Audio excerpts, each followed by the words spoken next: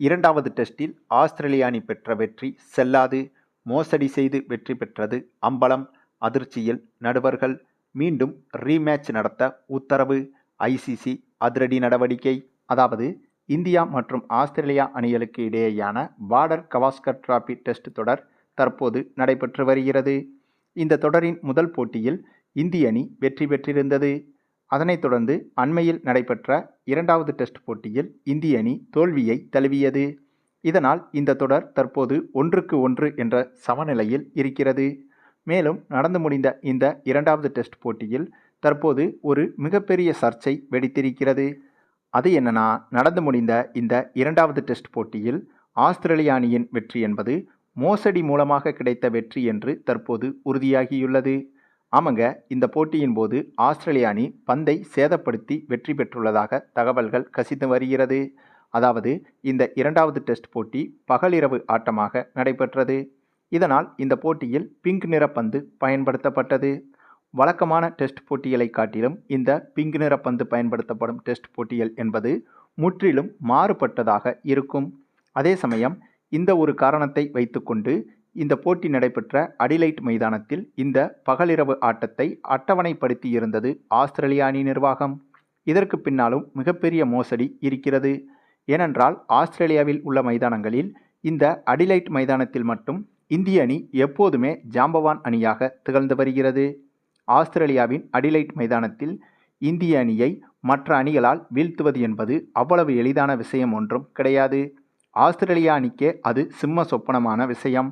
அப்படி இருக்கும்போது இந்த 5 டெஸ்ட் போட்டிகள் கொண்ட தொடருக்கு அட்டவணையை ஆஸ்திரேலிய அணி நிர்வாகம் தயார் செய்யும் போது இந்த அடிலைட் மைதானத்தில் சாதாரண டெஸ்ட் போட்டியை அட்டவணை செய்திருந்தால் அதில் கண்டிப்பாக இந்திய அணி வெற்றி பெற்றிருக்கும். ஆகையால் அதை புரிந்து கொண்டு இந்த இடத்தில் குதர்க்கமாக யோசித்து பகலிரவு ஆட்டமான இந்த பிங்க் நிற பந்து டெஸ்ட் போட்டியை இந்த மைதானத்தில் அட்டவணைப்படுத்தியது ஆஸ்திரேலிய அணி நிர்வாகம். அதற்கு காரணம், இந்த பிங்க் நிற பந்தை பயன்படுத்தும் பகலிரவு டெஸ்ட் போட்டிகளில் நிறைய போட்டிகளில் ஆஸ்திரேலிய அணி இதற்கு முன்பு விளையாடியுள்ளது. அதனால் அந்த அனுபவம் என்பது ஆஸ்திரேலிய அணிக்கு எப்போதுமே கை கொடுக்கும். ஆனால் இது போன்ற பகலிரவு டெஸ்ட் போட்டிகளில் இந்திய அணி ஒரு சில போட்டிகளிலேயே விளையாடியிருக்கிறது.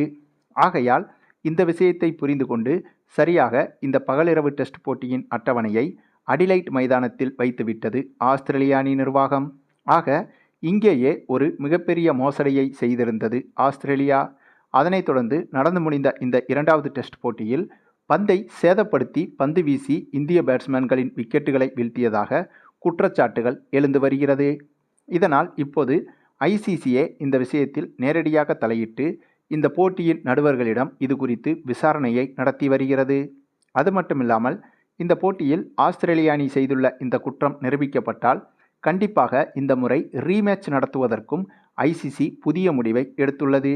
இந்த செய்தி இந்திய ரசிகர்களை மகிழ்ச்சியில் ஆழ்த்தியுள்ளது. ஏனென்றால் ரீமேட்ச் நடத்தப்பட்டால் கண்டிப்பாக இந்திய அணி வெற்றி பெறுவதற்கே அதிக வாய்ப்புகள் இருக்கிறது. அப்படி வெற்றி பெற்றுவிட்டால் 2-0 என்ற கணக்கில் இந்த தொடரில் முன்னிலையில் வருவது மட்டுமில்லாமல் டெஸ்ட் உலகக்கோப்பைக்கும் நேரடியாக தகுதி பெற்றுவிடும் இந்திய அணி. சரி, நீங்கள் சொல்லுங்கள், ஆஸ்திரேலிய அணி குற்றம் நிரூபிக்கப்பட்டு ரீமேட்ச் நடத்தப்பட்டால் எப்படி இருக்கும் என்பதை பற்றி நீங்கள் என்ன நினைக்கிறீங்கன்னு உங்களுடைய கருத்துக்களையும் கமெண்டில் தெரிவிங்க. மேலும் இந்த வீடியோ பிடிச்சிருந்தா லைக் பண்ணுங்கள், மற்ற அனைவருக்கும் ஷேர் பண்ணுங்கள், மறக்காமல் நம்ம சேனலை சப்ஸ்கிரைப் பண்ணுங்கள்.